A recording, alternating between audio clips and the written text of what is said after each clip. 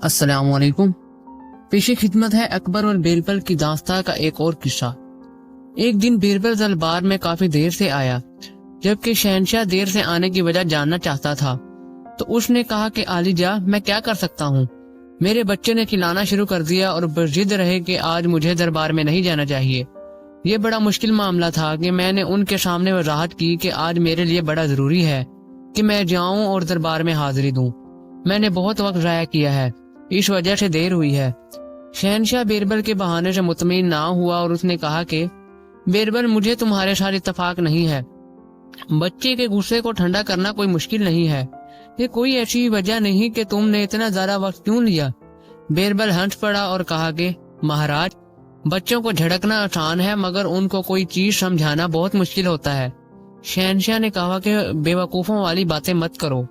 मेरे सामने कोई बच्चा लाओ और मैं तुम्हें साबित कर दूंगा कि ये किस कदर आसान है। फिर बीरबल ने कहा कि ठीक है महाराज, मैं एक बच्चे की तरह अमल करूंगा और तुम अपने आप को मेरे वालिद समझते हुए मेरे गुस्से को ठंडा करना और फिर नतीजा देखें। फिर बीरबल ने एक छोटे बच्चे की तरह रवैया अख्तियार कर लिया। इस शहनशाह पर एक मजाहिया हरकत की और दरबार की तरफ बच्चे की तरह भाग खड़ा हुआ। उसने अपनी पगड़ी फेंक दी।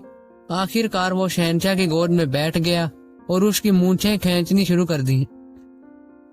शहनशाह ने कहा कि ना मेरे बच्चे, ये मत करो, एक अच्छे बच्चे बनो। मगर बीरबल ने बुलंद आवाज से चिल्लाना शुरू कर दिया। फिर शहनशाह ने कुछ मिठाइयों का हुक्म दिया, मगर बीरबल चिल्लाता ही जा रहा था।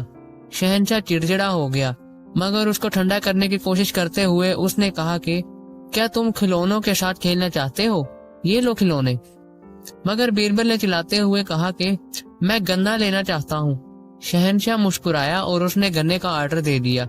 जल्दी ही मुहाफिज गन्नों का एक गट्ठा ले आए, मगर बीरबल चिल्लाना बंद ना कर रहा था। मैं बड़ा गन्ना लेना चाहता हूँ जिसको छोटे छोटे टुकड़ों में तकसीम किया जा सके। फिर शहनशाह ने मुहाफिज को हुक्म दिया कि वो इस गन्ने को छोटे हिस्सों में काट दे। बीरबल ने मजीद बुलंद आवाज़ से चिल्लाते हुए शहनशाह से कहा कि नहीं मुहाफिज नहीं, तुम खुद इसको टुकड़ों में काटो। शहनशाह उस वक्त बड़ा ही परेशान था, मगर उसके पास कोई मुतबादिल तरीका ना था। मगर उसने गन्ने के टुकड़े किए। फिर उसने बीरबल के सामने गन्ने के टुकड़े रखे और कहा कि अब ये जल्दी से खाओ मेरे बच्चे। मगर बीरबल ने अपने बच्चों जैसे मुतालबे को जारी रखा और कहा कि मैं सारा गन्ना लेना चाहता हूँ। शहनशाह ने गट्ठे में से एक सालिम गन्ना खींचते हुए और बीरबल को देते हुए कहा कि ये सारा गन्ना ले लो और अब रोना बंद करो। मगर बीरबल चिल्लाया, नहीं नहीं, वो मैं पूरा गन्ना लेना चाहता हूँ इन छोटे टुकड़ों में से। ओह तुम अहमक बच्चे हो, ये मुमकिन नहीं है। शहनशाह बहुत गुस्से में था, मगर बीरबल चिल्लाता जा रहा था। आखिरकार शहनशाह अपना रब्त खो बैठा और कहा कि अब अगर तुमने चिल्लाना बंद ना किया तो मैं सख्त तमांचा मारूंगा। अब बीरबल उठा और हंसते हुए कहा कि ओ नहीं, मत मुझे मारो आलिजा। अब तुमने महसूस किया कि किस तरह मौजी बच्चे को मुतमईन करना मुश्किल होता है। शहनशाह ने बीरबल के दलाइल के साथ इत्तफाक किया और कहा कि हाँ, ये बच्चों का काम नहीं कि रोते बच्चे के गुस्से को ठंडा करे ना। पेशे खिदमत है अकबर और बीरबल की दास्तां का एक और किस्सा। वो गुलाम जो शहनशाह का शाही ख्वाबगाह में बिस्तर तैयार किया करता था, वो एक दिन कुछ वक्त के लिए उस पर लेटने के लिए रगबत दिया गया। यानी किसी ने उसको अफसाया कि वो इस शाही बिस्तर पर कुछ देर के लिए लेट जाए। तो नौकर खुफिया अंदाज में उस पर लेट गया, मगर जल्दी ही डर के मारे उठ गया कि कोई उसको देख ना ले। मगर मुहाफिज ने उसे पहले ही बिस्तर पर में जाते हुए देख लिया था। बदकिस्मती से मुहाफिज और गुलाम के मरासम आपस में अच्छे न थे, इसलिए मुहाफिज शहनशाह अकबर के पास गया और उसे बताया जो गुलाम ने किया था। तो शहनशाह गजबनाक हो गया और उसने हुक्म दिया कि उस गुलाम को 20 कोड़े कल सुबह मारे जाएं। गुलाम उस सजा से बहुत खौफजदा हुआ जो कि उसको मिलने वाली थी। वो जल्दी से बीरबल की जगह पर गया। वहां उसने जो कुछ वाकया हुआ था बीरबल को बताया। बीरबल ने उससे सुना और कहा कि ऐसा करो जैसा मैं तुम्हें कहूँ और बिल्कुल फिक्र मत करो। गुलाम ये सुनकर बहुत खुश हुआ और वापस महल पर चला गया। आधी रात महल में अचानक हंगामे या अफरा तफरी की वजह से जाग उठे। उनमें से बाज चीखों पुकार कर रहे थे और बाज चिल्ला रहे थे। जल्दी से हर आदमी आया और उसके गिर्द जमा हो गए। वो ये देखकर हैरान हुए कि जो आदमी चिल्ला रहा था वो वही शख्स था जिसको शहनशाह ने सजा दी थी। उसने अपनी नजर आसमान की तरफ उठाई, गहरा सांस लिया और कहा कि ओ खुदाया, علی جا پر رحم فرمائے۔ نوکر آسمان کی طرف مسلسل اشارے کرتا رہا۔ دوسرے محافظ نے خیال کیا کہ شاید اس پر کسی بدروح کا اثر ہو گیا ہے۔ اس نے عطر پاک پانی اپنے اوپر چھڑکنا شروع کر دیا۔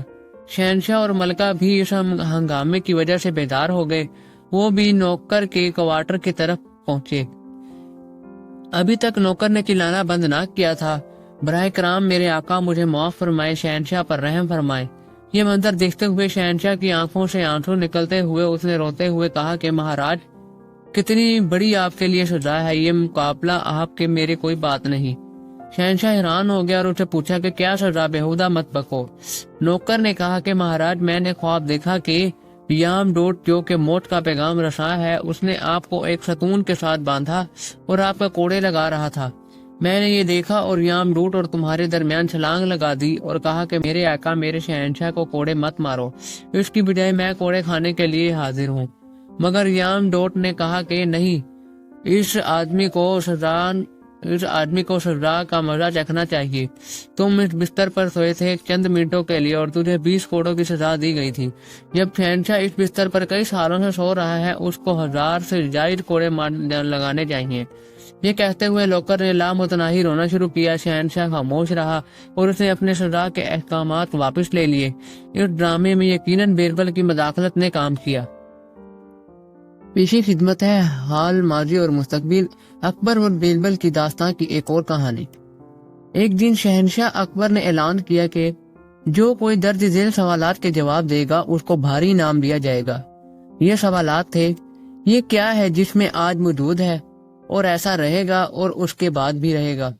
یہ کیا ہے جو کہ آج غیر حاضر ہے اور اس کے بعد بھی غیر حاضر رہے گا؟ یہ کیا ہے جو حاضر ہے آج مگر اس کے بعد وہ غیر حاضر ہو جائے گا؟ سوالات مناسب مثالوں کے ساتھ دیے گئے تھے۔ کسی کے پاس بھی ان چالاکی کے سوالات کے جوابات نہ تھے سوائے بیربل کے۔ بیربل نے شہنشاہ سے کہا کہ عالی جا، آپ کے سوالات کے صحیح جوابات تلاش کرنے کے لیے ضروری ہے کہ آپ اور میں دونوں دیہات میں جائیں۔ تب شہنشاہ اور بیربل نے عارفوں کی طرح ایسی بھیس بدل لیا اور ٹاؤن کی مارکیٹ میں پھرے۔ مارکیٹ کی دکان میں دونوں داخل ہوئے تو بیربل نے دکاندار سے کہا کہ ہمیں 1000 روپے کی ضرورت ہے بچوں کے لیے مدرسہ تعمیر کرنے کے لیے۔ جب دکاندار نے عارفوں کو اپنے منشی کو رقم دینے کے لیے کہا، پھر بیربل نے مزید کہا کہ آپ سے رقم لینے کے لیے میں آپ کے سر میں اپنے جوتے سے ماروں گا، یہ روپے کے بدلے جو ہم قبول کریں گے۔ دکاندار کے نوکر یہ الفاظ سن کر ناراض ہو گئے اور بیربل سے انہوں نے بدسلوکی کی، مگر دکاندار نے ان کو خاموش رہنے کے لیے کہا اور اس نے کہا کہ مجھے کوڑے مارے جائیں اور یہ یقین دلایا جائے کہ میں نے جو رقم دی ہے اسے نیک کام کے لیے استعمال کیا جائے گا۔ یہ کہتے ہوئے دکاندار نے اپنا سر بیربل کے سامنے جھکا دیا اور بیربل سے کہا کہ وہ اپنے جوتے مارے۔ بیربل اور شہنشاہ دونوں کان سے بغیر کہے روانہ ہو گئے۔ وہ ساتھ گئے اور راستے میں بیربل نے خاموشی کو توڑا اور کہا کہ دیکھیے میرے آقا، اس کا مطلب ہے کہ دکاندار کے پاس آج جو رقم ہے اس کا نیک ارادہ ہے کہ کل پھل لائے گا۔ وہ مستقبل میں ہے، اس کا مطلب ہے کہ اس نے اپنی جگہ جنت میں محفوظ کر لی ہے۔ اس کی موت کے بعد اس کا بھی یہ مطلب ہے کہ جو کچھ اس کے پاس آج ہے وہی اس کے لیے کل ہوگا۔ پھر وہ ایک بھکاری کے پاس آئے۔ انہوں نے ایک آدمی کو دیکھا کہ وہ کھانا دے رہا تھا جو کہ اس کی ضرورت سے زائد تھا۔ بیربل نے گداگر سے پوچھا کہ ہمیں بھی کچھ کھانا دیں، ہم بھوکے ہیں۔ مگر گداگر اس پر برس پڑا، نکل جاؤ، تم بے وقوف ہو۔